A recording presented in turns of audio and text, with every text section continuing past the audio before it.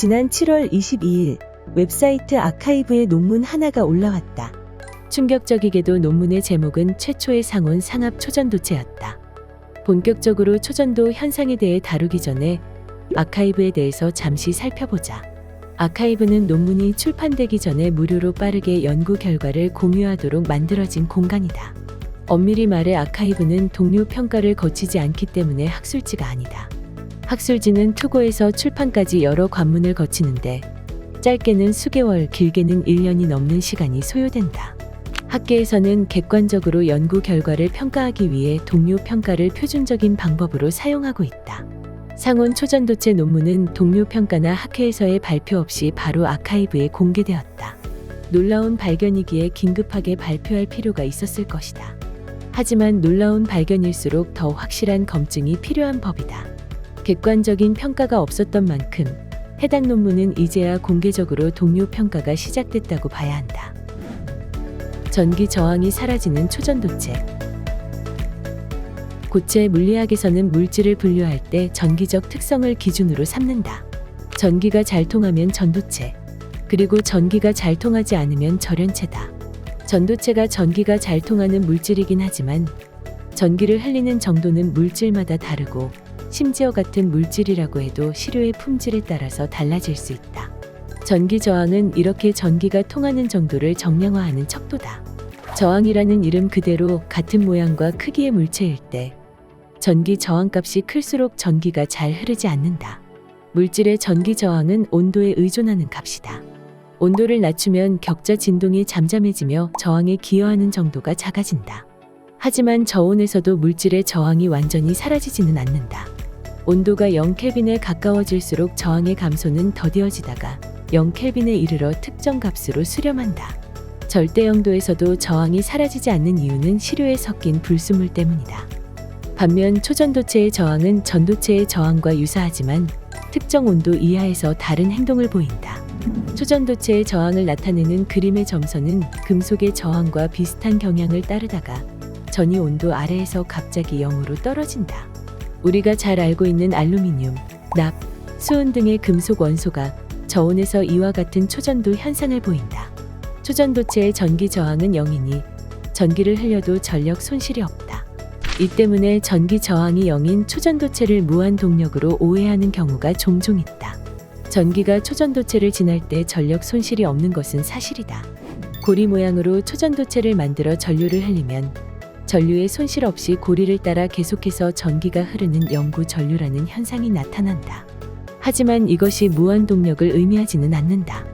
동력은 물체를 위로 들거나 열을 내거나 빛을 내는 등 물리적인 일을 해야 한다. 또한 초전도체라고 해서 전류를 무한대로 흘릴 수 있는 건 아니다.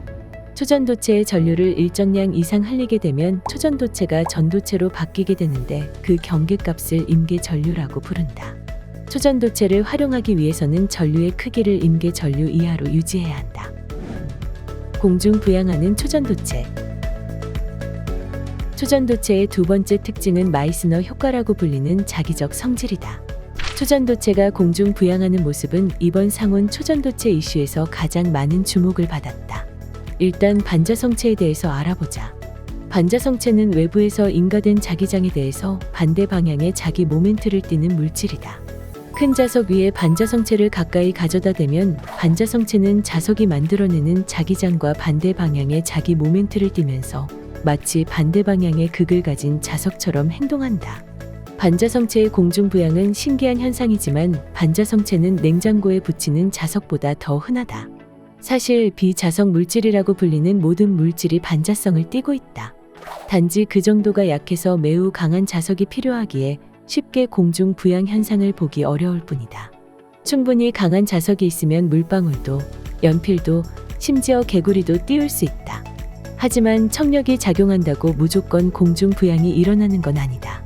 자석을 만져본 사람이라면 단순한 자석만으로 공중 부양 현상을 만드는 게 불가능하다는 걸 알고 있다.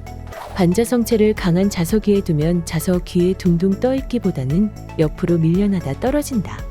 초전도체가 자석 위에서 튕겨져 나가지 않고 한 위치에 고정될 수 있는 이유는 자기 선속이 움직이지 못하도록 힘을 가하는 자기 선속 고정 덕분이다. LK99 논문 분석. 기본적인 내용을 살펴봤으니 이제 LK99에 대한 이야기를 해보자. 복잡한 정황을 제외하고 두 편의 논문에서 제시한 데이터를 과학적인 측면에서 다뤄보겠다. 초전도 현상의 가장 중요한 특징은 앞서 언급했듯 전기 저항이 사라지는 것과 마이스너 효과를 보이는 것이다. 전반적으로 데이터에 노이즈가 많고 데이터가 서로 위배되는 등의 문제가 있지만 이를 잠시 덮어두고 연구진이 제시한 증거를 살펴보자. 첫 번째로 100도씨 위에서 전기 저항이 급격히 떨어지는 것. 그리고 앞에서 언급한 임계 전류를 넘어가면서 초전도 상태에서 전도체로 변하는 것 등의 전기적 특성을 제시한다. 특히 그림에서 나타나는 100도씨 근방에서 저항의 감소는 초전도 현상과 비슷하게 날카롭게 작은 값으로 뚝 떨어지는 모습을 보인다. 하지만 저항이 0으로 떨어지지는 않고 약 10분의 1 정도의 값으로 떨어지며 그림의 그래프에서는 저항이 0인 것으로 측정되는 등 데이터가 서로 일치하지 않는 재현성에 문제가 있어 체계적인 검증이 필요해 보인다. 연구진은 자기적 특성 측면에서 전이 온도 아래로 자기 모멘트가 감소하는 경향을 보이는 것을 마이스너 효과의 증거로 제시했다. 하지만 전기 저항은 104도에서 1K도 되지 않는 너비로 급격히 떨어지는 반면 자기 모멘트의 감소는 더 높은 온도인 130도에서 100K 정도의 너비로 완만하게 떨어지는 모습을 보인다. 보통 초전도체에서는 이 두 성질이 연결되어 있기 때문에 적어도 비슷한 경향을 보여야 하며 특히 저항의 감소가 자기 모멘트의 감소보다 높은 온도에서 시작해야 한다. 성배 안에는 무엇이 들었을까? 초기 논문 공개 당시 많은 언론 매체가 상온 초전도체를 물리학의 성배로 소개했다. 이 물질이 물리학의 성배로 꼽히는 이유는 환상적인 만큼 실제로 찾을 수 있는 가능성이 매우 낮기 때문이다.